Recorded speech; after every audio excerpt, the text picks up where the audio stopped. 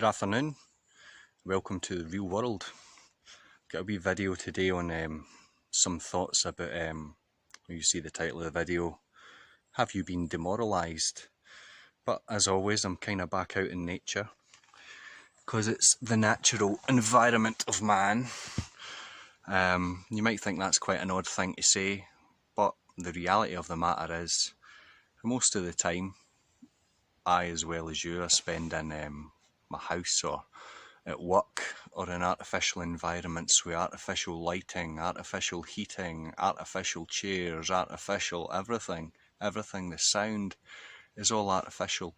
Out here is very much natural, which is the natural place where you come and get a proper boost, a bit of re-energising. Before I make my video, I'm going to have something to eat. I've got a choice today. I've got tomato pasta salad and I've got a vegetarian all day breakfast, and I think I'm going to go with the all day breakfast because it's got 21 grams of protein and the tomato pasta salad has only got 11, and I need protein because I'm a man. So I'm going to get my fire on, I'm going to have something to eat, then we'll speak about morality or demoralisation. But look, I've had to put in a bit of energy. I've got my wee bunch of twigs and sticks and wood that I've split and chopped and cut. A lot of effort goes into this, which makes it all the more worthwhile for me. I'm not just turning a knob on a cooker or pressing a button on a microwave or flicking the switch on a kettle. These are all very unnatural things. It feels that wee bit more worthwhile. And it just, everything about coming out into nature, it's almost like a bit of a reset. It reminds you of your origins as a human being. So I'm going to have something to eat, and then we'll discuss morality, so we'll be back in a sec.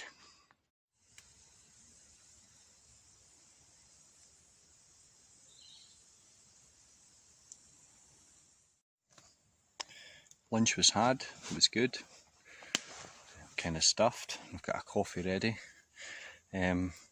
Before I go any further, I remember there was a guy asked me, John, how do you hang your hammock? And the answer is, hang on, that's how. It's a wire rope with a carabiner at one end and a loop at the other end, and it goes round the trees, and you get all the kind of do-gooder woodsmen and bushcrafters that say, oh, don't harm the trees. Okay man, a wee bit of wire rope around the trees, no get to end the world. But that's a topic for another day. So, the point in the video,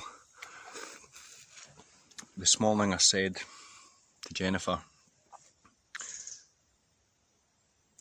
I said I'm going up to the woods, I'm going to make a video today. And she said, what's the video about? So I said it's going to be called, Have You Been Demoralised? And what do you think about that? And Jennifer said, well, what does that mean? And I'm sure some of you are asking the same questions. Is when I first seen or heard someone talk about demoralisation, what it was. So I've kind of been mulling it over and observing what it means to me and how it affects other people. Now, to demoralise means to cause someone the loss of confidence or hope. Now, if you look at the news and things today, there's a lot of stuff going on that's it's all kind of fear orientated, and to remove that confidence and hope, and without certain things the government putting in place, you're hopeless, you need the government. That's a kind of broad picture of what demoralised is. Now, morality is obviously the opposite.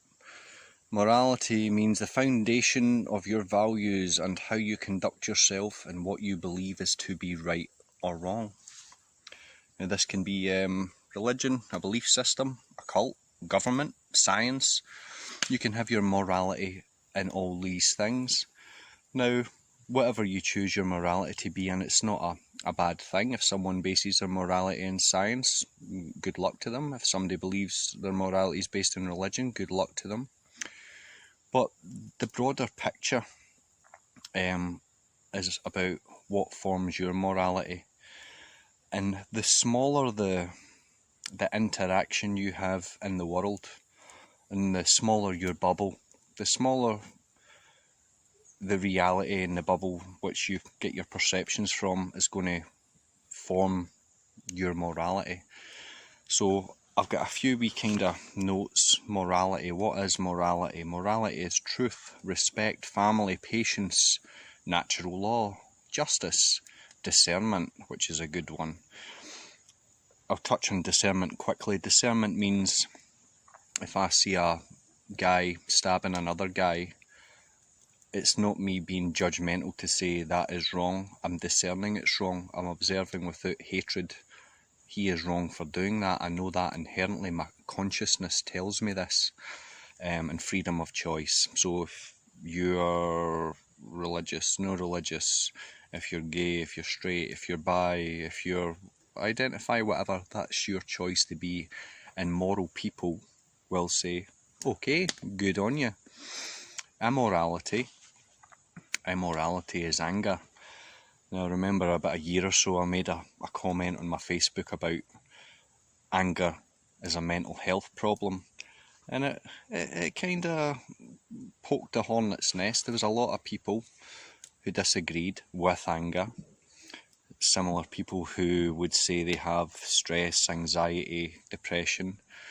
But when you question their morality, the stress, the anxiety and the depression soon quickly disappears and becomes anger. Anger is a symptom of not being able to control one's emotions.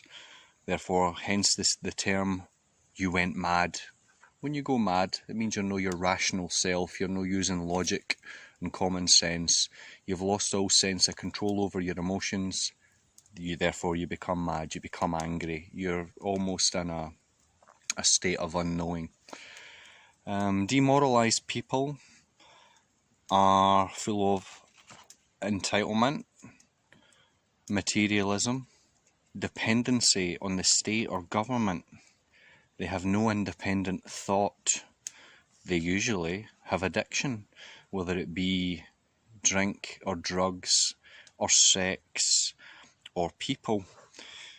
And to boil that down is, if you can't be in your own company, if you can't enjoy peace and quiet, you must have people about, you must have your phone, or you must have someone to communicate back and forward. That's because you have been demoralised. You're not content within yourself, therefore you're looking out with to have a bit of peace. Now, I wrote a bit, it says you are what you know, and that goes back to where your morality comes from. So if you have a very small bubble and you don't look to people out with your group of friends or your culture or your community for interaction to gain understanding, your bubble is very small. The bigger your bubble, so if you leave the village you grew up, or you make friends out with school, or you travel, or you communicate with people through the wonderful technology that we have today, your bubble becomes bigger, which affects your perception of reality. I wrote, you are what you know, basically meaning you become your environment. An example of this, which I'll put it as simple as I can get it. If all you have lived and all you have been in the company of are your parents, your morality will come from your parents. So let's imagine you're in a bubble your entire life and you only have the company and conversation back and forward with your mum and your dad. They will influence you, you will become that environment, therefore your morality will be based on whatever, their morality is. If you have been in the company of your parents and a Bible or a Quran, your morality will then be based off your parents and the Quran, if that's only what's in your bubble. So if you add TV as well as your parents and your religious literature. Your morality will be based on your parents, your moral literature, your religious books, and TV, which is influenced by politics and the BBC and other corrupt entities that want to get their message across to you. Then the bubble expands, then you add your friends, then your community, then the environment. So if you go to, let's say, a flippin' Satanist church, that environment will affect you. So what I'm trying to get is, if you expand your environment, you discern you have greater morality. So if you have been demoralised, it's been brought on by the environment you live, because your bubble is so small. You have no inner thinking, no inner guidance, because there's not been any substance in it. You must engage with the world. You must see things from different points of view. We go back to the government and their kind of thing just now. They're trying to, well, I wouldn't even say they're legally at the moment trying to enforce mandatory vaccinations. It's an idea that's been thrown about. Now, the idea of someone wanting a vaccination or not, that's great. If they believe it helps them, it's great. But then you have the people with fear that jump to conclusions thinking the government is going to make you vaccinate, which to this point it's not the case. It could become reality, but at this moment it's not. Therefore, why get lost in that thought? You're thinking of something that isn't real, which hasn't happened, and that brings about fear. Fear brings about anger. Fear brings about resentment and judgment and things, which all come from immorality, leaving you demoralised, helpless, and looking out for help.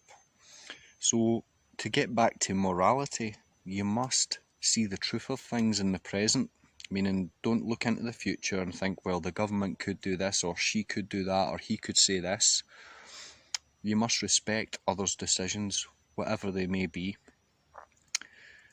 You must have patience. Some people who live in very small bubbles don't have the life experience that you or I have. Therefore, they may come across as ignorant. They are to a degree, but it's not out of badness. It's not out of I'm choosing to be ignorant. They simply just don't know any better. Natural law is different from your governmental law, your statutes and acts. That's a battle of the minds. That's intellect. Justice, which is if someone wrongs you, then it's down to you as the individual to see what you want to happen out with. If someone punches me in the face, I'm not going to stand and take it. There's going to be a consequence. Or if someone steals from me, there's going to be a consequence. That's justice. Justice isn't saying, I don't agree with you, therefore I'm going to push and advocate for laws that will, by the force of law, control your life. And again, back to freedom of choice. So look at the situation today, and look if you are reaching out for solutions to problems that you are thinking about that aren't present, that aren't reality at the moment, and you are putting your faith in government or a religious god or whatever to save you from the future. You're not really in the present. It's because you have been demoralised. If you can't wait till the weekend to go out and get a drink because life is so bad, you have been demoralised. If you can't go day to day without consuming drugs or whatever, I mean, in the past I've used drugs. Just my birthday past last week or whenever it was, that was me an entire year off the ganja. And I went cold turkey, and that was about 10 years using it every day. No problem at all, because I wanted clarity. What I say to a lot of my guys in the barber shop is, when I have a conversation, I want to be here, focused and clear. If I've been smoking weed, I'm a wee bit here. If I've been drinking as well, I'm a wee bit here. I'm getting further away from clarity. Look at my manky, filthy hands. If I start using cocaine or heroin, I'm removing myself from focus and clarity and present. So again, all these things count, and when you are away from here, it's because you've been demoralised. You can't actually handle the hard, cold truth of life, and life isn't a bed of roses. I've been having conversations with guys recently about the nature of man, and it was only 80 years ago that people that looked like you and I were putting other people that looked like you and I, men, women and children, in gas chambers. There is an inherent wickedness to mankind, and again it becomes from the environment, from groupthink and the demoralisation.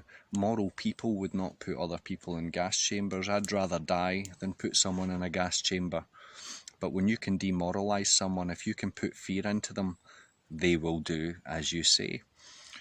So that was my thoughts for today about morality, immorality, and are you demoralised? And it's trying to get everyone back to being responsible for themselves. So thanks for listening, as always. A wee quick mention actually, a friend of mine, Mark, gave me a copy of George Orwell's 1984. Whoo! Holy moly, that could have been written last week. It's actually quite frightening that that was written in the 40s. And what did George Orwell know? That he could predict something. I know the book is a fictional book, but there are some threads of truth and there is some common themes with regards to what's going on in the world today. But again, the book, the essence of the book is breaking down of a man or a woman to demoralise them, to have full control. So, are you demoralised? Ask yourself the question. There's no judgment from me. I've been demoralised at points. I've made immoral decisions. I'm just a human being like everyone else. But in my young age, I'm trying to better myself so I can influence others around about me and my small boys and anyone else in my company. So, God bless.